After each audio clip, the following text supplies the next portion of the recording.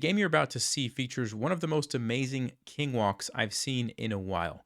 The black king started here and went from e8 to d8 to c7 to b6 to a5 to a4 to a3 to a2 and didn't get checkmated all along the way. If you're wondering how that happened, I'm going to show you right now. Let's take a look.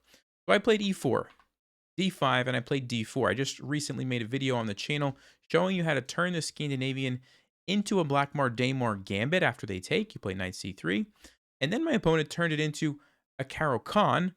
So we've now changed from the Scandinavian to the Blackmar Daymar to the Caro-Kann, and then I went into a gambit that I'm very familiar with, bishop to c4. Knight to f6, f3. My opponent traded the pawns and then made a critical mistake. Bishop to g4. If you'd like to pause, why is this move such a terrible blunder?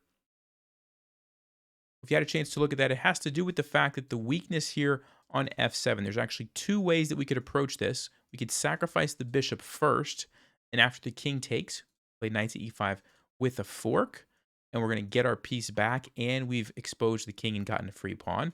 So that's one way to do it. Or, like I played in the game, knight to e5, and the idea here is that we're giving up our queen so that we could simply follow it up with bishop takes f7 checkmate. The king has nowhere to go. Pretty nice stuff, right?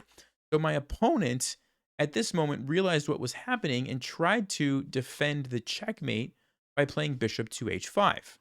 Okay, defending it like this, but that's also not a good move. Again, if you would like to pause, what's the move here for white?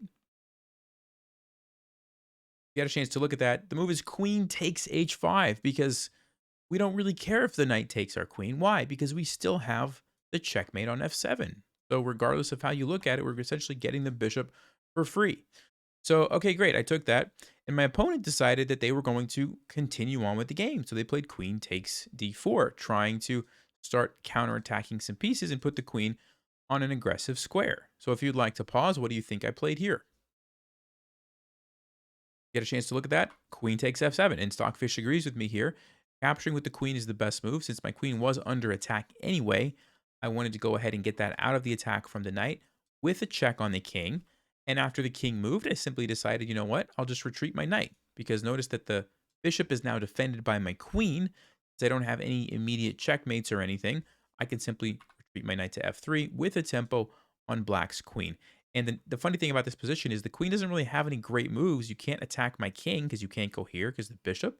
You can't go here because the knight. You can't go here because the other knight. You can't go here because the knight, right? You can't take this. We already talked about that. So there's really not a lot of great squares for the queen. So my opponent decided to go to g4 to put some pressure here. If you would like to pause, what do you think I played next? Get a chance to look at that. I played bishop to g5. And what I'm doing is planning ahead for when black captures here. I want to be able to castle with check and get my rook into the attack and also get my king to a safer square. And so I needed to develop the bishop somewhere. Probably could have also gone to e3, but I decided bishop g5 looked like a more aggressive square. My opponent did take that, and I did castle queenside with check on the king. And now you're probably starting to see how this went down. Now, of course, black could have tried to block with one of the knights, but instead they chose to run. And so now we start to see it. The king steps here, goes to c7. If you'd like to pause, what did I play here? Got a chance to look at that. Bishop to f4 check. And I'm just looking for which pieces can I use to most effectively attack the king. And I felt like bishop f4 check was a great way to do that. And of course, I was going to be happy if my opponent's king kept running out. And that's exactly what they did. King to b6. If you'd like to pause, what do you think I played next?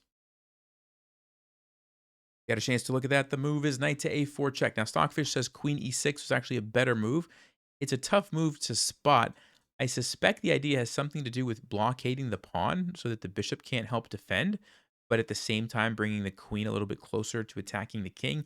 Maybe I haven't looked into that line, but this was Stockfish's second choice. And what knight a4 is doing is, again, forcing the king to keep going further away from where it wants to be, right? Because you can't go back. You can't go here because the bishop. You can't go here because the knight. It's almost checkmate, actually. But there's this one square on a5, and the king is still surviving. So king to a5. What's the best move here for white? And I didn't see this one in the game, by the way.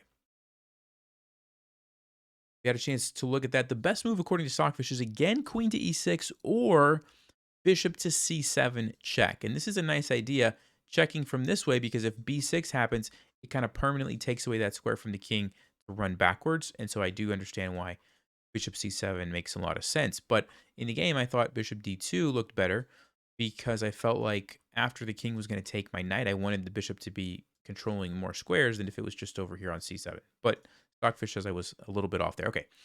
So the king took my knight and kept moving forward. And I was looking for checkmate here. I couldn't quite find it. And so I decided to play the move b3.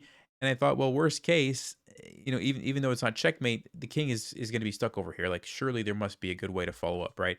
Now, Stockfish actually says that the checkmate, well, I'll let you guys pause. What do you think the checkmate was here? It's mate and 4 for white if I would have played the correct move. You had a chance to look at that. The move is bishop to b5 check. Such a crazy move because both of these pieces can take the bishop. Why would we go there? Well, Stockfish is saying the queen is now able to come into the party. And so essentially, we're just getting rid of our bishop so that the queen can come back, but we're doing it with check. And so if the pawn takes, this is just simply checkmate immediately because remember this bishop here. And so if the king takes, we can still come back with check. Now the king can go to a6, but then we have queen to a4 check and queen to a5 checkmate. So I didn't see that in the game. Obviously, I would have played it. But what I did instead was b3. And here we go. The king now has made it from e8 all the way to a3, and it's not done yet. If you'd like to pause, what do you think I played next? Get a chance to look at that. I played knight to e5, and my logic was this. I wanted to jump the knight here so that I could go back to d3 and then checkmate the king here with the bishop. So that was kind of what I was planning. But what you're going to see is that it's not actually checkmate because I forgot that the pawn on a2 is undefended. In my mind, I was thinking as soon as I played bishop b4 check, it was going to be checkmate, but it's not. So black did take my bishop. I went there anyway, and he captured the pawn. Now, that being said, I'm still winning the game. I just didn't see it quite as quickly as I could have.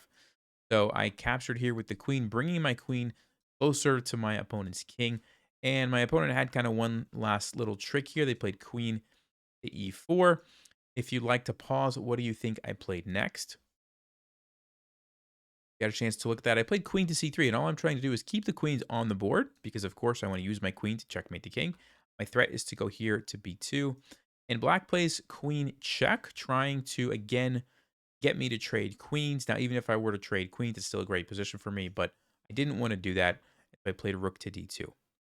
And here, black makes a mistake and just allows me to simply checkmate them. They could have tried one more kind of tricky move here. Queen takes d2 check. And if you would like to pause, what's the best move in this position? You had a chance to look at that. The best move is actually taking with the king, which looks kind of ridiculous because when you first look at this, like, wait a second. If I take with the king, I'm stepping into a fork. Why would I want to do that, right? Well, here's the idea.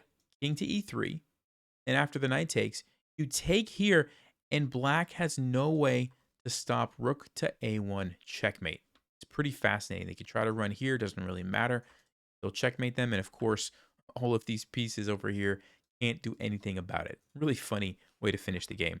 So that's actually the better way to do it. If you take with the queen, of course, you're still going to win and you're still going to get checkmate. It's just going to take a little bit longer. After knight to e4, it takes 5 moves from here, according to Stockfish. So, but in the game, like I said, my opponent just went here, and I simply checkmated on b2. But very, very interesting king walk, starting from e8 and going all the way like this. I hope you guys enjoyed that recap and learned a thing or two in the process. I'll see you next time. Thanks for watching. Stay sharp, play smart, and take care.